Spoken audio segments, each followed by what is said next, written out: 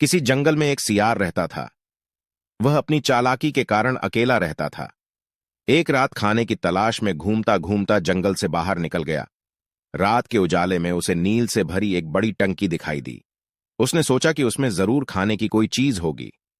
वह टंकी पर उछलकर चढ़ गया। उसने नील की टंकी में मुंह डालकर देखा कि उसमें क्या है। टंकी थोड़ी खाली थी, इसलिए उसने जैसे ही मुंह नीचे बढ़ाने की कोशिश की, वैसे ही वह टंकी में गिर पड़ा।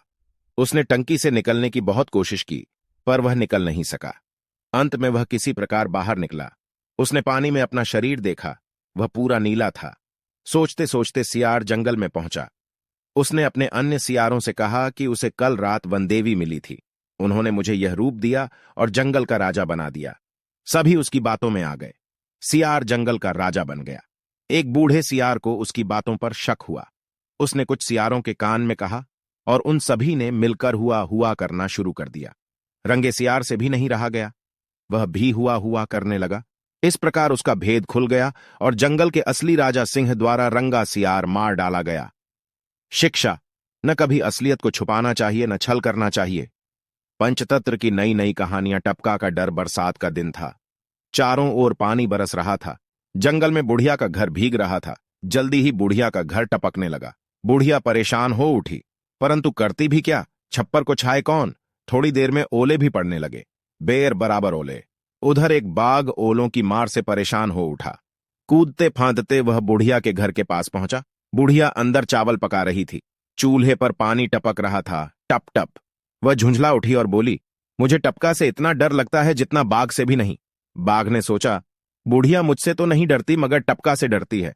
जरूर टपका मुझसे भी बड़ा जानवर होगा। बस इतना सोचते ही बाघ घबराया और सिर पर पैर रखकर भाग गया। शिक्षा: मुसीबत के समय हमेशा चतुराई से काम करना चाहिए। चतुर चूहा। पांचतंत्र सोर्स हिंदी कहानियां। एक चूहा था, वह रास्ते पर जा रहा था। उसे कपड़े का एक टुकड़ा मिला।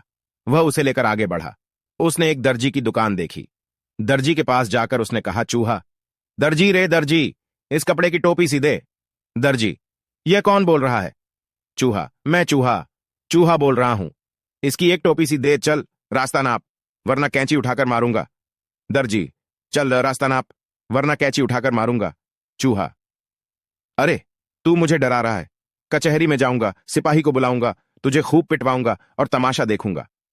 यह सुन दर्जी डर गया। उसने झटपट टोपी सी दी। टोपी पहनकर चूहा आगे बढ़ा। रास्ते में कशीदाकार की दुकान देखी। चूहे को टोपी पर कशीदा कढ़ाने की इच्छा हुई। चूहा: भाई, मेरी टोपी पर थोड़ा कशीदा का।